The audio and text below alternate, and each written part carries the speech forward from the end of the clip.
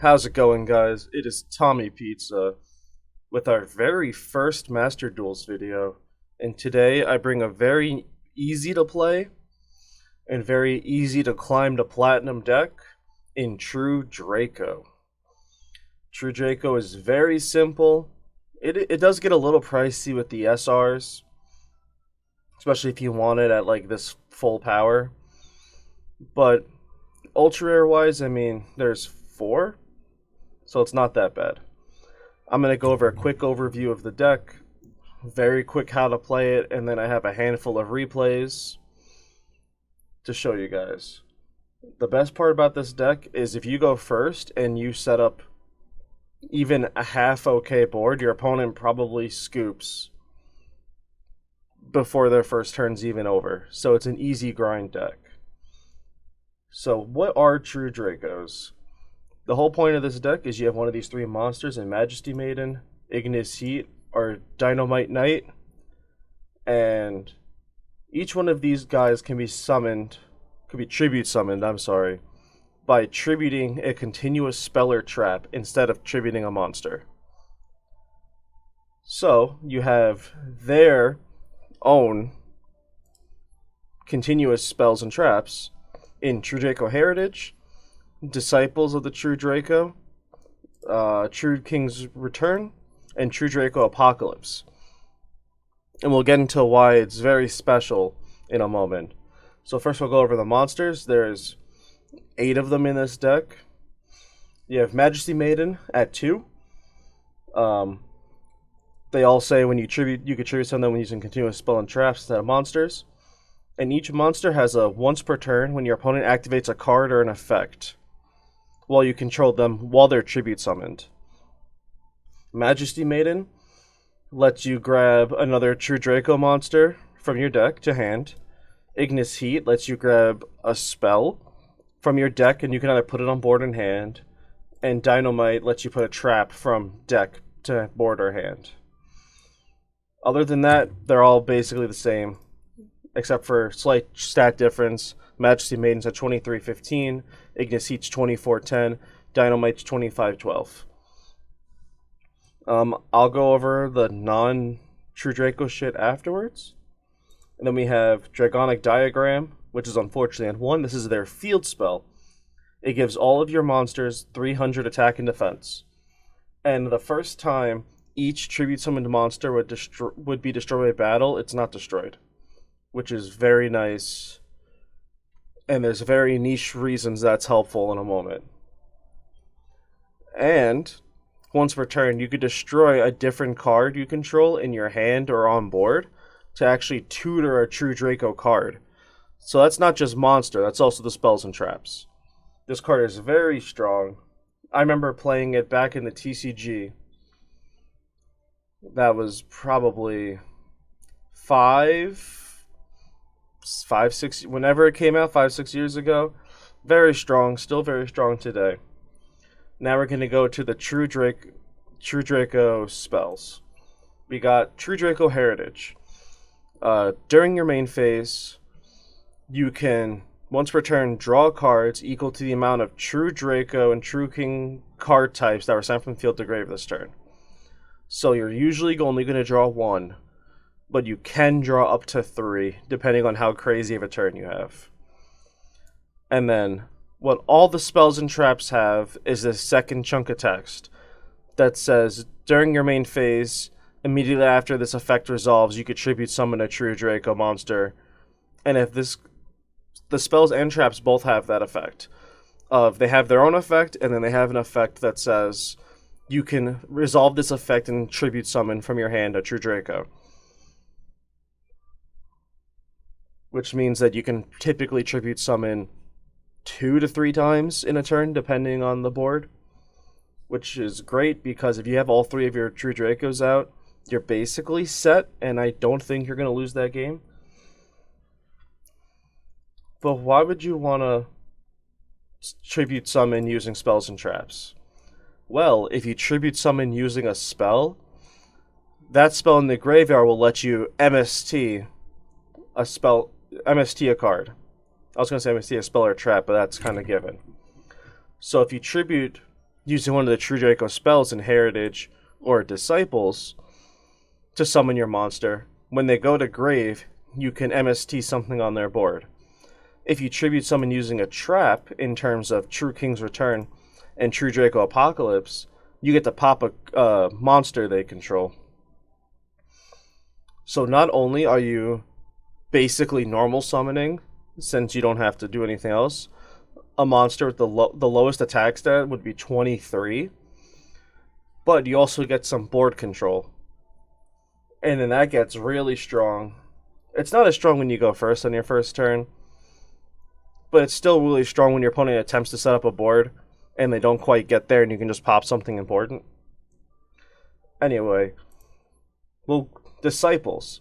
You can target 3 True Draco cards in your grave, put them back in your deck, shuffle, and draw a card. It's good for when the game goes a little bit longer. This is usually the one, if you're going first, you would like to just tribute off to summon your dude right away because it has the least impact early game.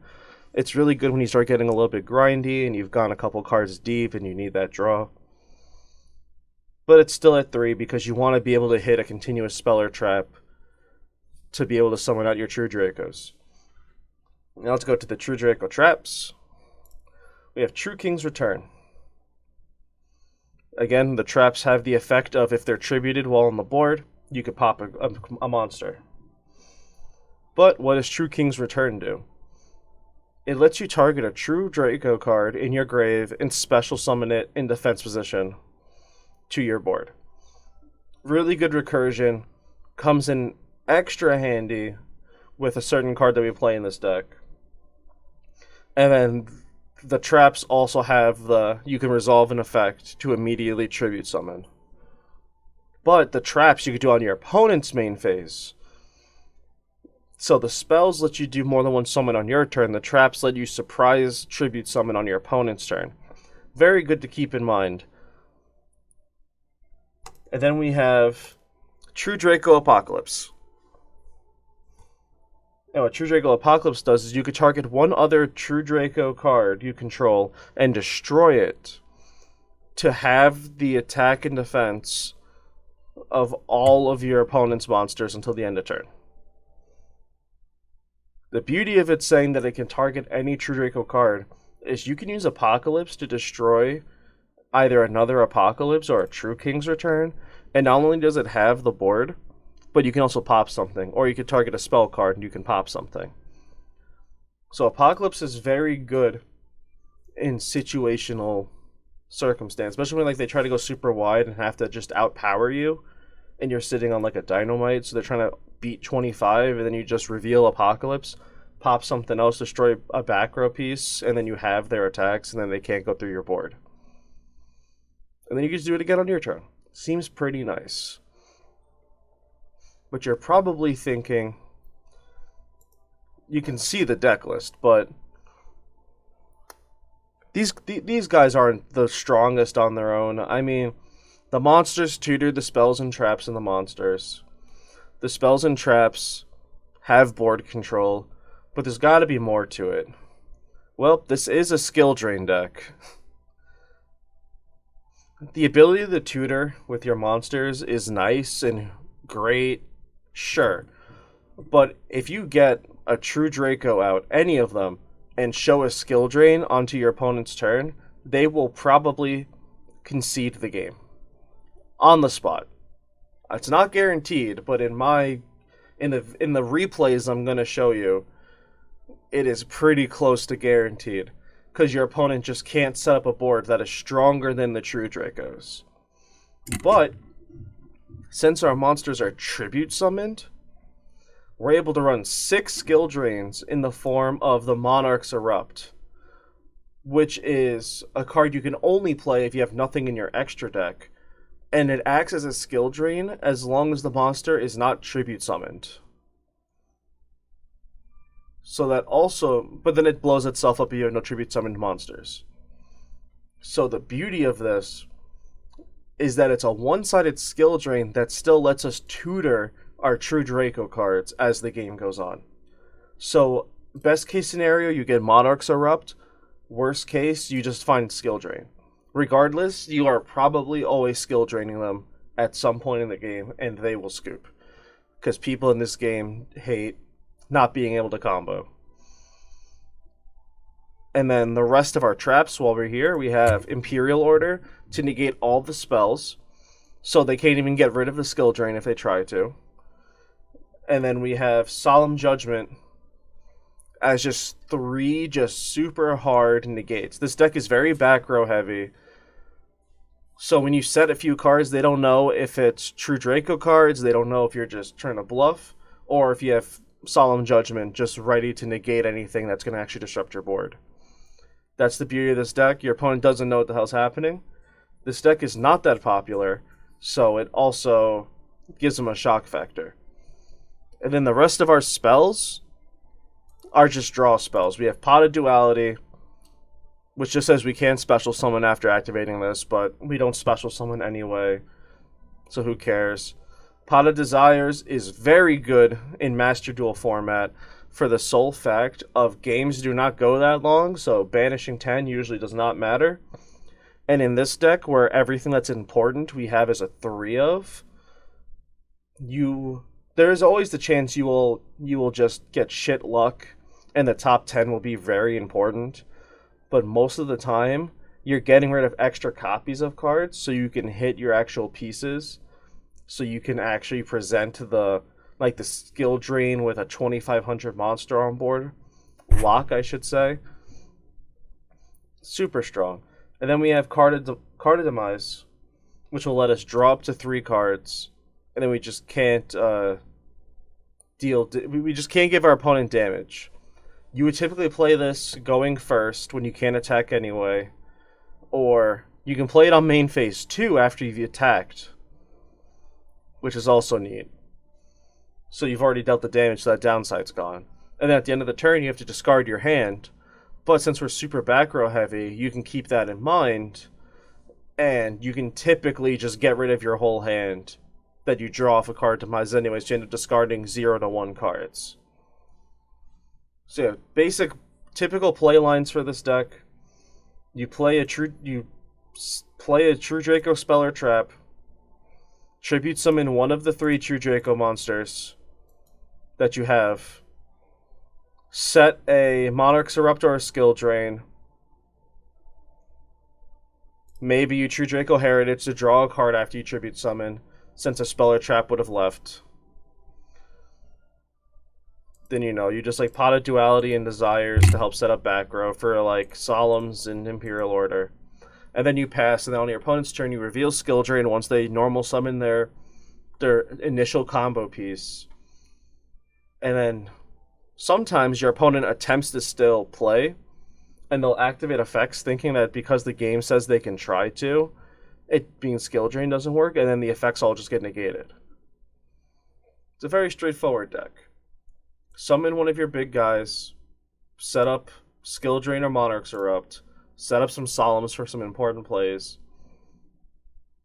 You probably won't beat them down to 0, because they will probably just concede before that even happens.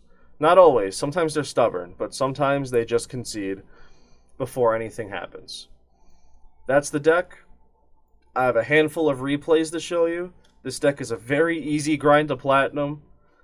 I think while recording this, I am currently 26-9 with this deck. This deck is very strong.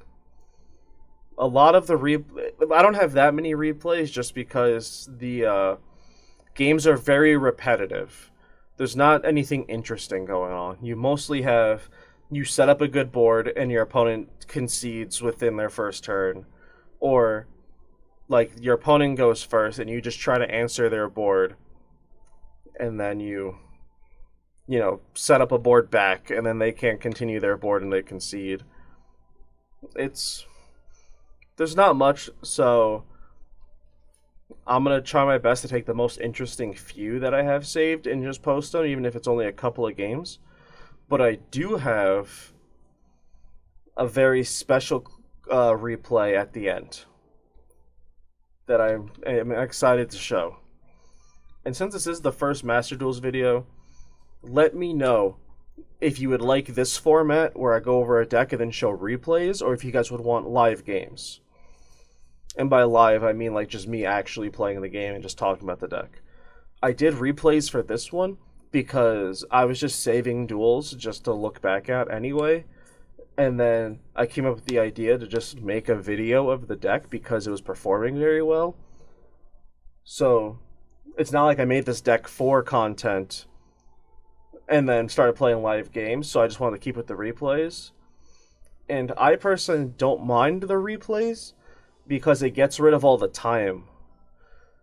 Since Master Duels has this one issue of people taking forever to play a card or read your cards, or even just connection issues. So when a replay gets rid of all of that factor, it's a lot easier to go through a match. But yeah, just let me know if you want me to do live matches afterwards, if you want me to keep doing replays. Also let me know of what decks you want me to go over next and play. I'm having a lot of fun playing Master Duel, so I'm definitely willing to play more decks. They just might take me some time as I accrue up some ultra rares and stuff. I don't have that many CP for ultras and supers, but I can always crack stuff. But yeah, this is True Draco. Enjoy some replays, and I'll see you guys in the next video. Peace.